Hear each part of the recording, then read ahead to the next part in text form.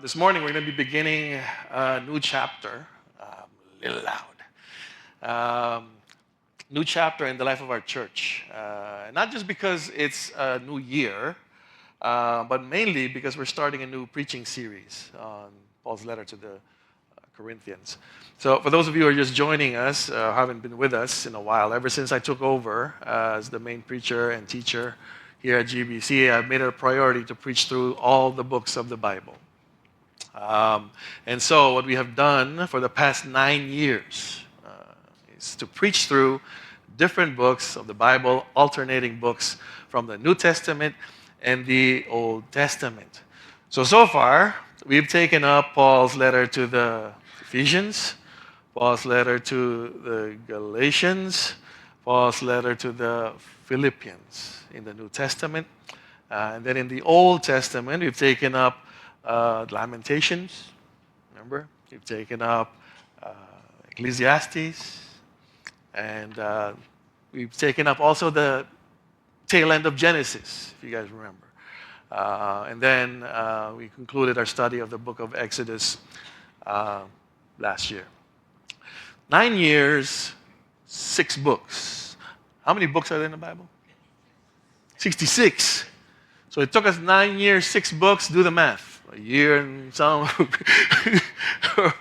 Hopefully, the next pastor who will be preaching through the rest of the books is already here, listening and being groomed and being prepared by God to continue, because I'm not going to finish this. I don't think so.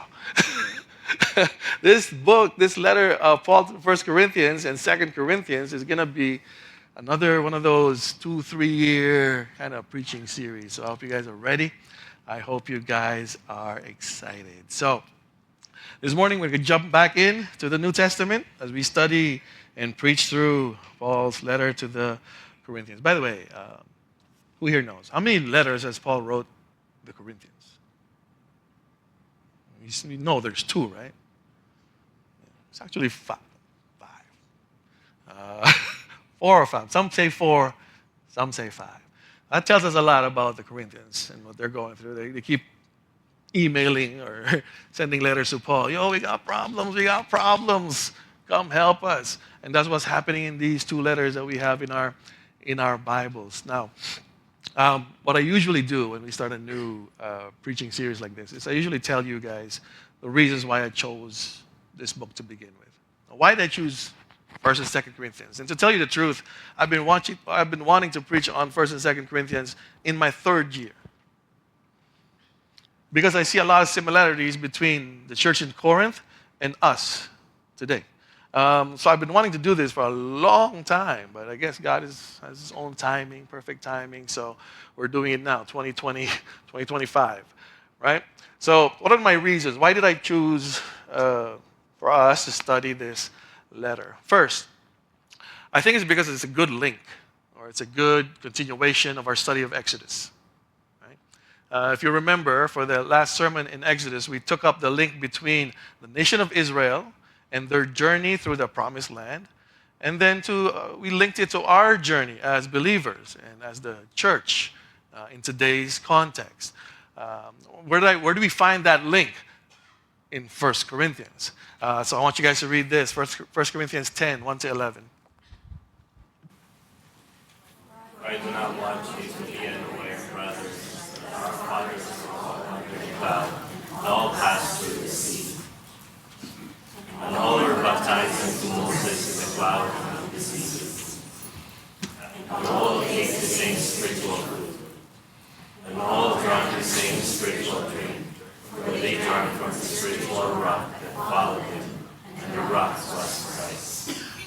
Nevertheless, to most of them God was not pleased, for they were overthrown in the wilderness. Now these things took place as examples for us, that we might not desire evil as they did. Do not be eyewitnesses, as some of them were. Because it is written, the people sat down to eat and drink. You must not indulge in sexual immorality, as some of them did. 23,000 in a day. You must not put idols to the test, as some of them did, and destroyed yourselves. sword changes. Now these things happened to them as an example, but they were written down for our instruction and hold the end to the ages. Yeah. So if you guys were here for that last sermon in Exodus, that's the text that we use, right? It links the events in Exodus to Corinth, to the church. And so that's why I said that's the link. And when I say link, I mean believers in the church linked to the nation of Israel. How? Okay, so let's go back a little bit to our Exodus study. Hopefully you still remember this. So after Israel was rescued from slavery in Egypt, they had to go and claim the land that God has promised them, right? The problem is that the presence of paganism and idolatry among the inhabitants of the land were there because there were still people in that land, and they worshipped other gods, and they were pagan, and this served to be a moral threat to the Israelites. Now, this cultural influence was considered a greater danger to the faith of the Israelites than any military opposition they might encounter. That's why there are no instructions in the Exodus about military strategy. It's all about do not covenant with these people. Make sure that their culture does not influence your faith. It's all about that. So Paul's concern for the Corinthian church is the same. That's why his warning and his advice to them is to learn from the Israelites. Basically, Paul is telling them, do not let the culture again and the worldview of your time influence your lives as individual believers, and do not let it affect your relationship with each other as the church. Remember, the story of Exodus did not end after chapter 40. The story of the struggle and battle against sin, both internally in the people of God and externally in their surroundings, continues up until today. The problem is that these battles have made their way into the church. And specifically, when we're talking about the church, I'm talking about the church in Corinth. And again, these battles that I'm referring to are not external, first. They are not military battles. They are battles that are happening internally in those who are members of the church in Corinth. That's why in the story of Exodus, before the Israelites set off to claim the promised land, God's warnings and commands focus more on the internal battles that they will be facing instead of the external. So God tells his people, don't worry about these external battles. I will be there for you. I have already won these battles. You just have to claim it and take hold of the promises. But, God says, take care lest you make a covenant with the inhabitants of this land, because their culture is like a trap for you. So tear down their altars. Do not worship what they worship. Do not sell yourselves to their gods and make sacrifices to them. And then protect the next generation from this threat. Same thing, right? Protect the next generation, our kids, because these, if you remember the sermon, the last sermon on Exodus, these threats are not going to end with us. Long after we're gone, our kids will be threatened by this. So all of these battles against idolatry, sexual immorality, grumbling, putting God to the test, or this attitude of entitlement, are all external manifestations of the internal battles that are still going on in the hearts and minds of the Israelites. And I would argue us today and all of mankind.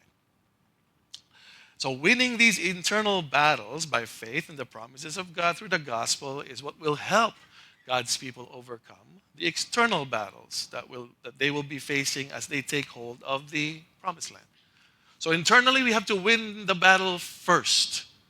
If we don't, if there's still somebody else in the throne of your heart that is sitting there in command or in authority of your heart and mind, you're not going to fight these external battles. We're not. We're going to see these external battles as just, oh, it's good. There's nothing wrong with these. Because it affects the way that you see things, the way that you think about things, the way that you perceive certain things. And so, we need to win the internal battle first, and we win that again by faith in the promises of God through the gospel. That's what's going to help us win the external battles. Now, the greatest external battle for God's people during the time of Exodus and during the church age is the battle against culture. The battle against culture. Again, going back to the story of in Exodus, the commands and warnings of God all had to deal with the culture that the Israelites will be exposed to and will need to prevail against. Exodus 34 portrays the culture of Canaan as a dangerous trap. God warns the Israelites that prolonged exposure to this culture can subtly and insidiously corrupt the Israelites from within, gradually eroding their own religious and moral foundations. In the same way, Paul's letter to the Corinthian church is ultimately about a battle against the culture of their day. Now, question is this: what is the culture like in Corinth? You saw some of it, but what is it really like? Well, for us to answer that question, let's first define what culture is. Okay? Everybody knows what culture is. Anybody? Let's define it. Okay, it's hard to define culture, so let's define it. Let me give you some definitions here. I want you to listen carefully, and I want you to take note of what these definitions say about what culture is. First, and I quote, culture is that complex whole which includes knowledge, beliefs, art, morals, law, custom, and any other capabilities and habits acquired or learned by humans as a member of society. Anything that you take in when you become a member of a society, that's culture. You're learning their culture. Or another definition says this: in its most basic sense, culture is that portion or aspect of thought and behavior that is learned and capable of being taught to others. Culture includes customs and worldviews, the way you see the world, that provide a mental model of reality and a guide for appropriate moral action.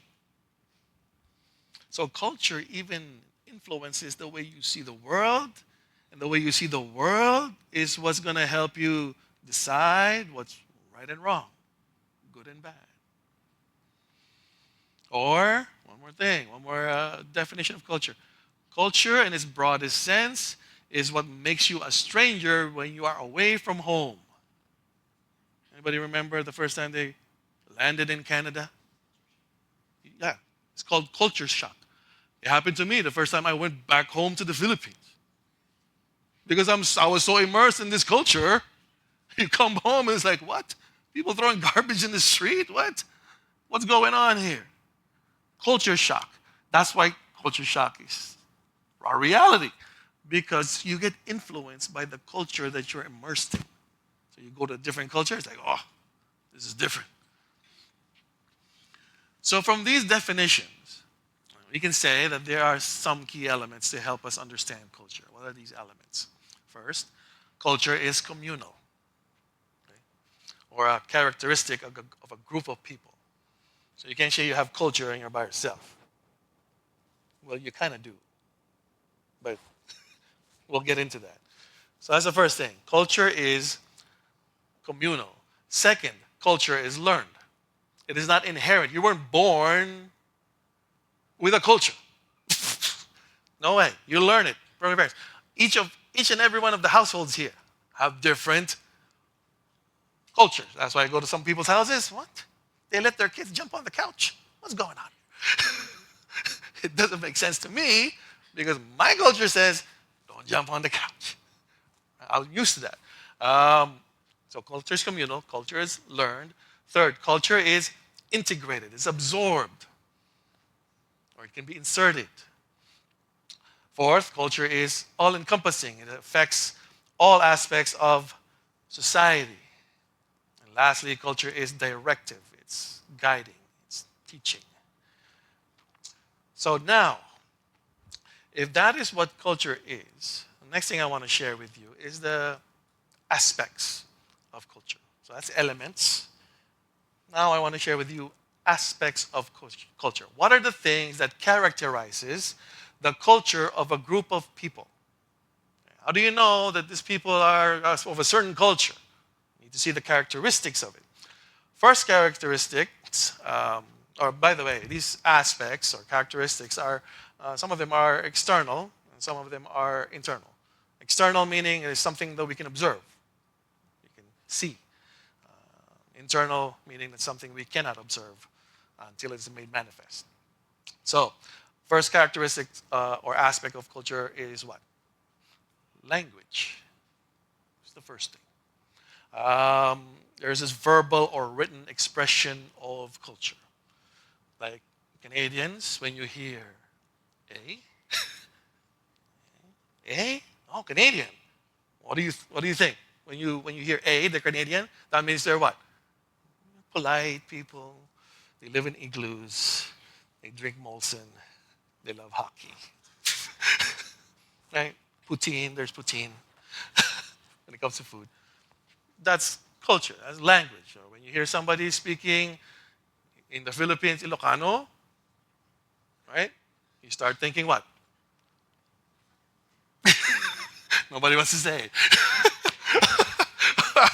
Okay, let's change it. What if you hear, I don't know, Kapampangan? My wife's Kapampangan. You hear Kapampangan? Oh, they're from Pampanga. That means they're good cooks. Yes, those are positive aspects, right? They're good cooks. They're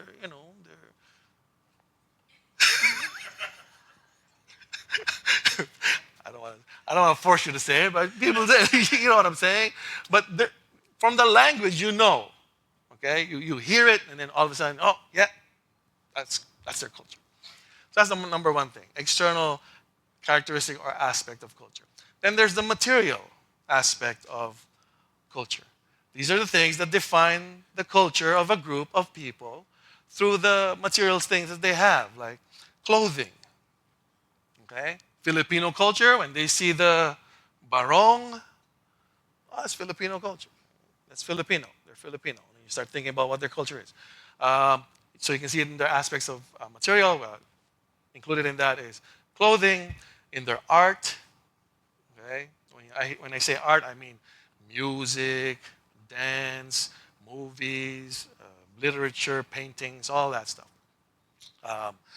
You can see aspect of their culture materially in their food, what they eat, or in their architecture. Who's been to Rome? You go to Rome, that's what you see. Everything's old. There's graffiti everywhere. Right? In our culture, graffiti is dirty. Right? Oh, we shouldn't do that. There's gangs here because of the graffiti. So in Rome, we asked the tour guide, why is there so much graffiti? Is there a lot of gangs in Rome?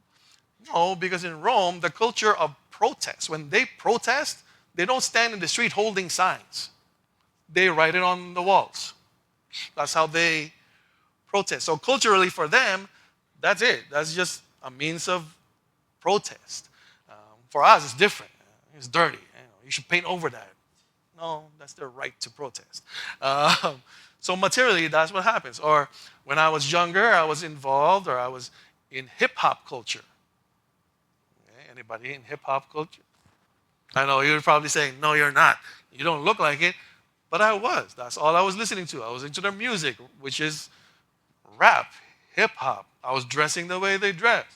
All of those things. Now I'm a member of the motorcycle culture. Okay, motorcycle culture, they wear leather jackets and they ride bikes and all these things. So you can tell culture through their material possessions. That's the aspect of culture as well. And there's also the social aspect of culture. There are these things that define the culture of a group of people by what and how they do things. What they do and how they do it. Example, in Japan, if you take the subway, Nobody talks. Everybody's, you can be on your phone, you can whisper, but you can't be loud. Now you go to the Philippines, everybody's talking. In fact, I heard somebody who I think is a tourist in the Philippines. He's like, I can't find a quiet place in the Philippines. There's just not, there's nowhere that you can just sit and just be quiet, especially if you're in the city. You go to the province, we were in Pampanga, still loud. Can't sleep. Like the rooster would crow every 2 hours. Like it's, it's so loud. But that's just how it is, right? Culture, some say, quiet culture, loud culture. Then there's another aspect of culture that shows the values of that culture. This is how culture views what is right or wrong, what is good and bad, what is important or not. I was listening to a podcast, and they were interviewing soldiers who were in the Middle East, in Afghanistan and Iraq, and he's telling us that if you want to see real evil, you go to these places because there are some things that they do there that's culturally for them it's okay, but when you think about it, it's like, no, that's bad, that's evil, that's bad. An example is a lot of men there have, I don't know what they call them, scribes, I guess, like assistants, that they bring little children with them. And the soldier said, oh, that's nice that you bring your kid with you to work, because the man was a truck driver, and the child was, he thought, was his child, his son. But no, these kids are used as pretty much sexual slaves by these men. And for them, it's there. It's like, I won't say tradition, but it's a norm. Like they parade these kids.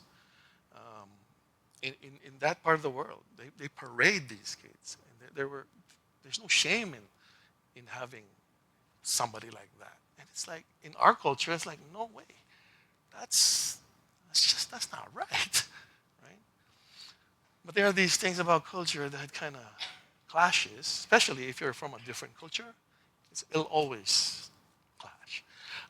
So those are values, what is good and bad, right and wrong. And then there's beliefs in culture. This is what a culture believes is true or false. Religion is under this aspect of culture, along with social norms, customs, and traditions. Like when we went to Baguio in Benguet, one of the traditions of the Igorots is to have their deceased loved one in their house. Some of them, they have them sitting down in the table while they eat. No, it's true. Pastor Bier, he was the one that's telling us about this. That's cultural. For them, that's okay. It's true because they believe that they're still there, that you can still speak to their loved ones even though they're dead, right? So that's another aspect of culture, is beliefs. Lastly, there is the worldview of culture. How culture sees the world. And these are the foundational assumptions people have regarding the essence and working of reality, by which people perceive, interpret, and respond to life.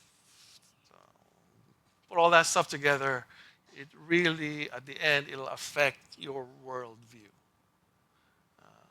All the material, the beliefs aspect, the values aspect. In the end, it'll affect your worldview, the way you see reality.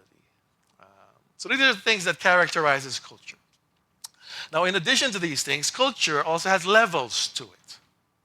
Okay? There's aspects, and then there's levels to it. What do we mean by levels? By levels, I mean the reach of a certain culture as far as society is concerned. Okay, let me do it this way. Let me try to explain it this way. Imagine a circle, okay, big circle. On the outside of the circle is the outer level of culture, something that is universal for the treatment of all human beings. So this outer level of culture affects all human beings, or we could call it human rights. Okay? You know what human rights are, right? Every person is benefited, respect, and dignity. They're supposed to be treated with respect and dignity. If you're a human being, you're a human being. 2 arms, 2 legs, walk upright. Okay? Doesn't matter what your color is, doesn't matter what your race is, sex is. You're benefited this respect and dignity. That's the outer level of culture. Inside of that is the national level of culture. This affects human beings within a certain country. So, from all human beings, we're all grouped into what? Countries and ethnicities. So, inside of that level, the country level, is the ethnic or tribal or familial level, or the community level. So, within countries, there's tribes and families and communities. So, culture touches that too, and by itself, that little level has its own culture, right? That affects that level. Um, so if you can notice, so it started off big, and it became smaller and smaller and smaller. Each level of culture affects the smaller level. The bigger levels affects the smaller ones. The smallest level of culture is the individual. You all have individual, culture, so to speak. So we do things different. But when you think about it, this effect of culture can come from the outside in. It can also come from the inside out. As one individual, you can affect, influence culture by what you do, what you say, what you believe, how you see the world. And then as more and more of you get affected, get influenced, that circle becomes bigger and bigger and bigger, and you try to affect a bigger portion of culture. Right? It starts with your family. As a father, that's your job, to affect, set up a culture within your household. Obviously, for us Christians, that point to God, to have a Christian worldview. Right? It starts with you as the father, transfer to your wife, to your kids, and to your nieces and nephews, and then it becomes like this big family thing, community thing. Right?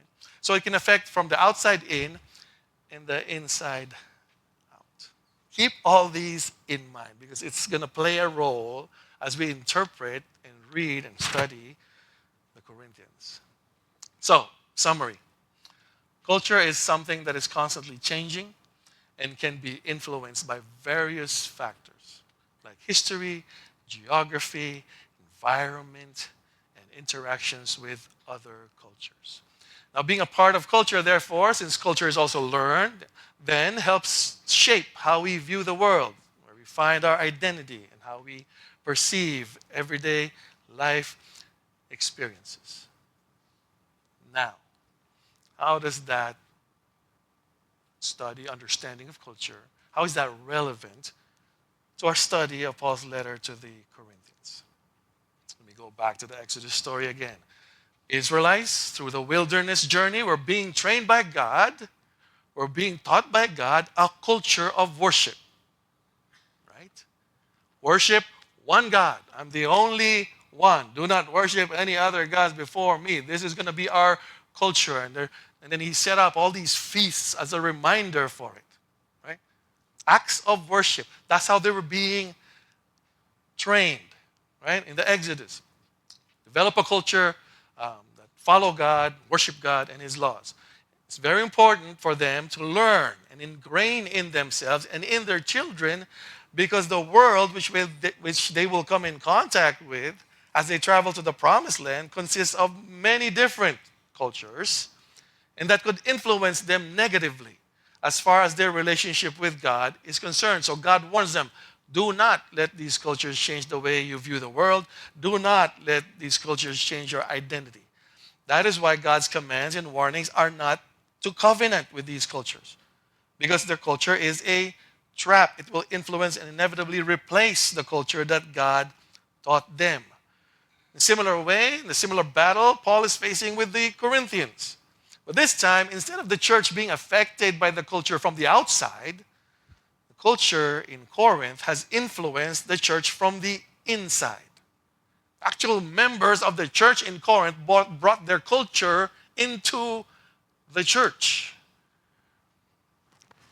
This is also the second reason why I chose for us to study this letter.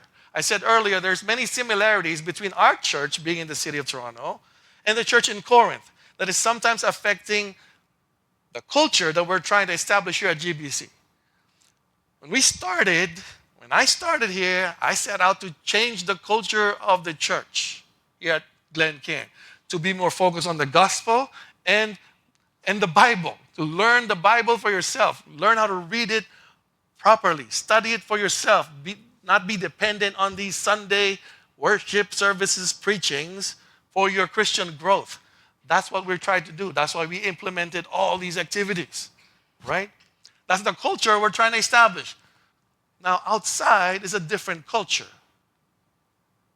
And if you bring that in here, it is going to clash, not just with our culture, but with what we're trying to teach. Because it's different, right? It'll clash. And that's why I'm saying that there's similarities between us and Corinth, because that's what the Corinth Christians did. They brought their culture into the church, and it's causing all these problems. We can even go a bit further, as most of us are coming from different countries. I can say that the culture here in Canada has somehow affected how we view church, and for some, even Christianity, from the way we see it when we were in our native country. I've heard a lot of people telling me, I used to be, hot, spiritually on fire when I was back home. When I was in the Philippines. I don't know about the other countries, but most of the Filipinos I talk to, they're on fire in the Philippines, active at church, serving. And they get here, and it's like, will you come, sir? No. Will you come help us? But in the Philippines, I used to. Well, that's in the past. How's that going to help us now? What is it about the culture here in Canada that affects our view of Christianity? Is it get rich or die trying kind of culture? For most of us, that's it. I'm so tired from work, I don't have time for this anymore. This is more important. And we justify it by saying, it's for my family. This too is for your family. Am I right? You all look angry at me like, oh, maybe I'm running against your culture. I hope so. The point is to break that down.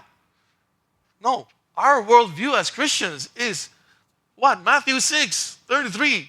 Seek ye first the kingdom of God. And what does it say at the end? All these things. What are these things? What did it say about, what was Matthew talking about before Matthew 6:33? Do not be anxious. I clothe the lilies of the field. They're dressed more than Solomon. I gave you food, no problem. The birds, who do you think feeds the birds? But meanwhile, when we get here, it's all about go, go, go. Got to save for retirement. Got to move up that social ladder. Got to get that essential sweater. Fear of God sweater. You don't know what I'm talking about. The young people know what I'm talking about. Got to get that essential fear of God sweater. Got to work for it. Well, meanwhile, church, I need that as an insurance. Just in case I die trying to get rich, I go to heaven. What? That's culture running into our view or our worldview supposed to be of what it means to be a Christian. So, I went ahead of myself. Let me try to unpack a little bit more by taking a look at the cultural and historical and social context that the church in Corinth was in when Paul wrote these letters to them. So first, let's quickly look at the history and location of Corinth. So Corinth was originally a Greek city-state. It was originally Greek back in the first century. Then in 146, Roman army went in there and basically destroyed the whole thing. Then in 44 BC, just like what you saw in the video, Julius Caesar refounded Corinth. This time as a Roman colony for retired veterans of the Roman army. So once you're retired, you retire in Corinth. Now, the question is, why did Caesar do that? Why would Caesar refound this city that's been destroyed by the Roman armies? It's because of its location. Okay? Check out the map. And I think this is why Trump wants to make us the 51st state. Because of the location, because of our location.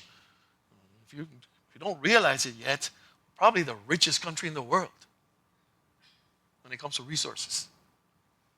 Probably. Because, let me just get off that. Why would this new president come in, even say these things?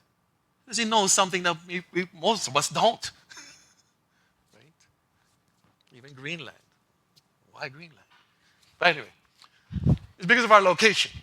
Corinth, Caesar's like, that's a good spot. Location, location, location. Why is it such a good spot? Check it out. City of Corinth is located in a very strategic location. It is right in the middle of two bodies of water. Okay? The Gulf of Corinth and the Saronic Gulf. This is an ideal location because the city is at the intersection of the east-west trade route and the north-south trade route. And you can see there are two harbors that help facilitate this trade. There's a harbor at Lacedemon, which facilitated trades between Rome and Italy. And then there's the harbor at Cenchreae, which facilitated trades between Ephesus and Asia. Now, this is what I want you to notice. See that red name there? That red road that goes across this city of Corinth? It's called the Diolkos. You guys see that? The Diolkos. What is that? That is a paved roadway that served as a shortcut for lighter ships to move across the two ports. So instead of, if you're coming from the Gulf of Corinth and you want to trade or you want to deliver goods to Cenchreae at the bottom, you have to go around and down and come back up to get to the next port. Corinth made this road called Diolkos, so that if you have a lighter ship, they can just roll your ship across. It's like when you're canoeing and you're going across to go to different lakes, you carry your boat. That's what that road is for. So it's like the Panama Canal. It's like the Suez Canal. That's why those things exist. It's a shortcut, right? So Corinth is strategic because it has that shortcut. So you can cross ports without going around. So why is that strategic? Because sailors and merchants would pay a toll to Corinth to use their road, rather than sail around Cape Malea, which would take as much as 6 days and was a very dangerous sea. It's a lot of weather. Okay? When you think about this, and think about us being 51st state, same thing. Because of the earth warming, the passage in the north, it's called the North Passage, is opening up. And it's located in Nunavut. Once that opens up, it's a shorter route to go through there, to get to Europe, or to get to Asia, than to go down and around through the Panama Canal and Suez Canal. So once that passage opens up, right now I think it only opens up because of the ice every summer. It only opens up every summer. But once you know, the ice retreats more, that passage will be open all year. And guess where it's at? In Canada. None of it. Nobody lives there. Well, there's some people that live there. But guess what the ships are going to do? They're going to want to go through that because it's shorter. It saves them days and it saves them money on gas. And guess what we're going to do?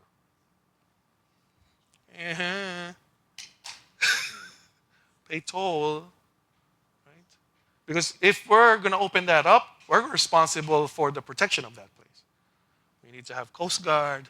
We need to have rescue ships. We need to have all those things. That costs money. Where are you going to get money? From taxpayers again? No. Charge the ships that are going there. That's what Corinth is at. So during the 19th century, that Diolkos is still there in our time and age. But they made a canal now. So the boats can just go in. Bigger boats can go through. That's in the present time. So now, that's a source of income for the city. Toll, okay? Collect toll. A lot of ships come in, collect toll. That's not the only source of income in the city. Every 2 years, you saw in the video, tourists flock to Corinth for the Isthmian Games, second only to the Olympic Games. The Isthmian Games attract both athletes and spectators alike from all over the empire and even internationally. That's why a lot of cities bid for the Olympics. Summer, Winter Olympics, come do in our city. Because a lot of tourism will come in, flow in, that's income for the city. Also, being a port city, Corinth also attracted business people, traders from all over the world, and was a hub for new business ventures and employment opportunities. If a lot of people are passing there and you have money to build a hotel, yes, or a restaurant, yes, sir, let's go, let's build one, right? Because business for you will be good.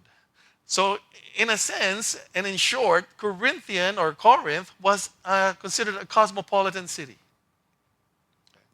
Now, what is a cosmopolitan city? Just to give you an idea, I'll mention a few cities. These are top 5 cosmopolitan cities in the world. Number 1, what do you think? Yeah, a lot of us would say, number 1 is Dubai. Okay, why is it number 1? What defines a cosmopolitan city? You're considered a cosmopolitan city if you have more people born from different countries that are living in your city. Dubai, I think it's 80%. Native Dubaians are only 28%. The rest are either Philippines, India, Singapore, different places. That's why they're number 1. Number 2, Miami. How many Mexicans and how many South Americans live in Miami? More than native-born Americans. That's true. Right? Number 2, Miami. You agree, right? You were just there. Number 3, Toronto. Not a lot of native Torontonians living here that are born here. Filipinos are only number 2. Indian is number 1. I think China is number 3. I know Indians and Filipinos are number 1 and 2. Right? Toronto, cosmopolitan. A lot of people that live here were born here. Number 4, Sydney, Australia. And number 5, Vancouver. So for Corinth, if you can imagine, if Corinth is one of these cosmopolitan cities, even back then, guess how many cultures are clashing in Corinth every day? And that's why I chose this book for our study. We're in the same boat as Corinth. There's cultures clashing in our church inside. Then there's cultures clashing outside. There's cultures clashing individual. Cultures clashing everywhere. Toronto is one of the top 3 cosmopolitan cities in the world. Now, when I say cosmopolitan and I talk about culture, there's a lot of things, a lot of advantages living in a cosmopolitan culture. I don't have to go to Italy to go, eat authentic Italian pizza.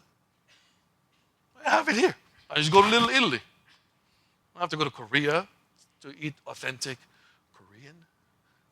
Although it's nice to go to, right? We have the advantages. We have the advantage of art, music, and whatever the other cultures offer as advantages. But we also have, guess what? Disadvantages. There's a lot of rallies going on about wars that are not even happening here. But they're rallying here. Some of them are even yelling, "Death to Canada." You're here. Why would you want this place to die?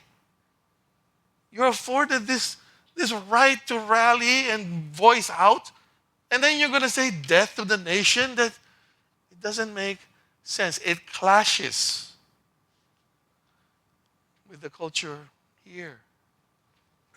So there are advantages and disadvantages.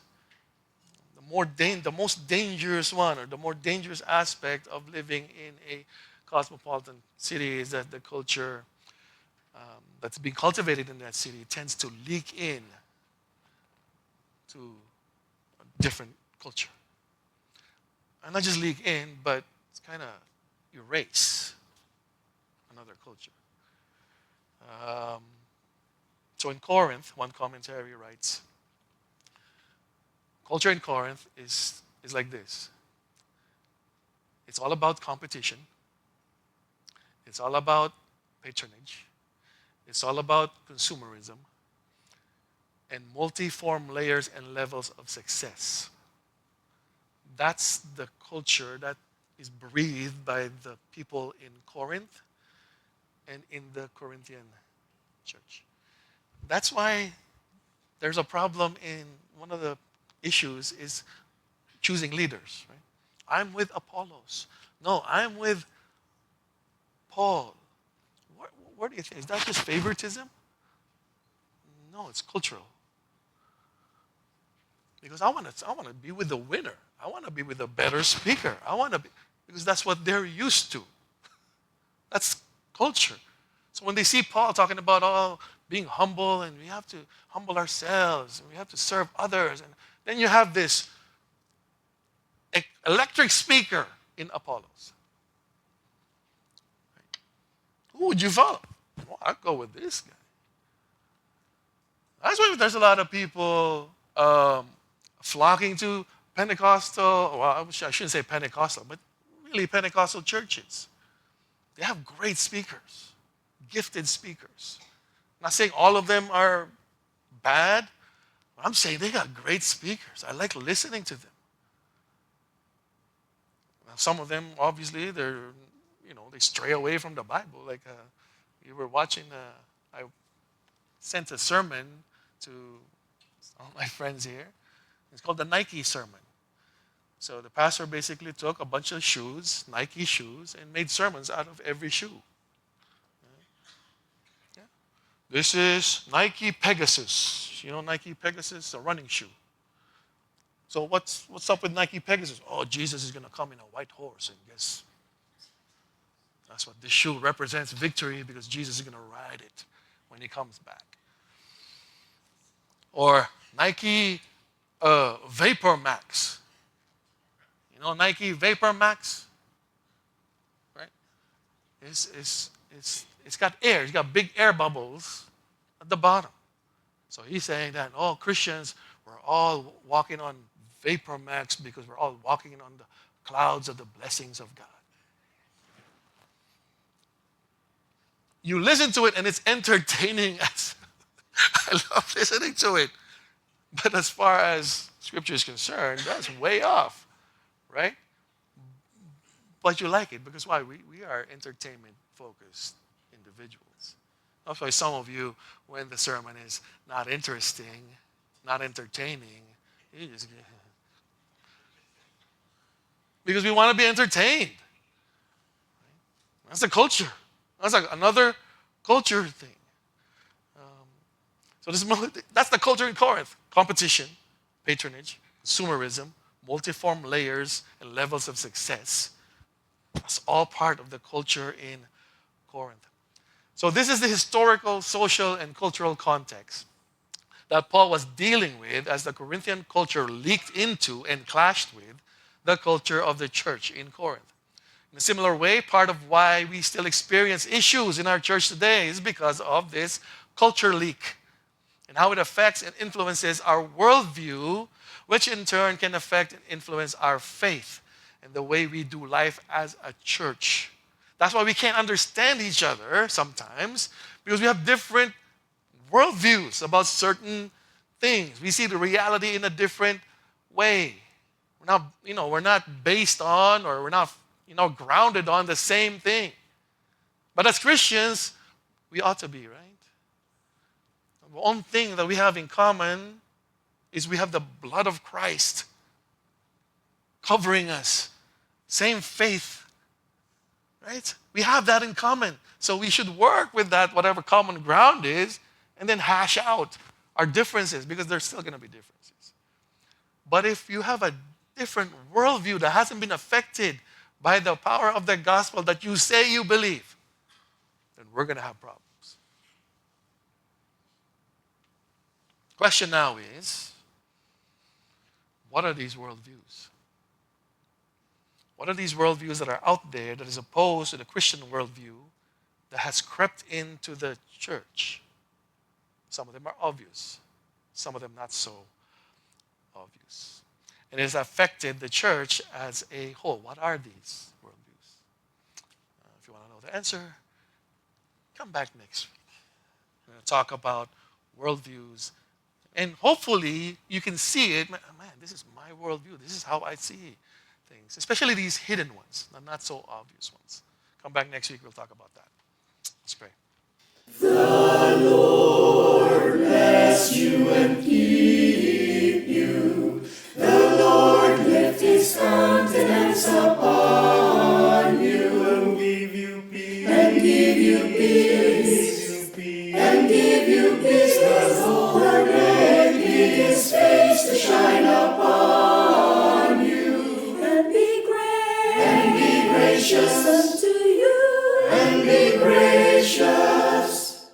The Lord be gracious, gracious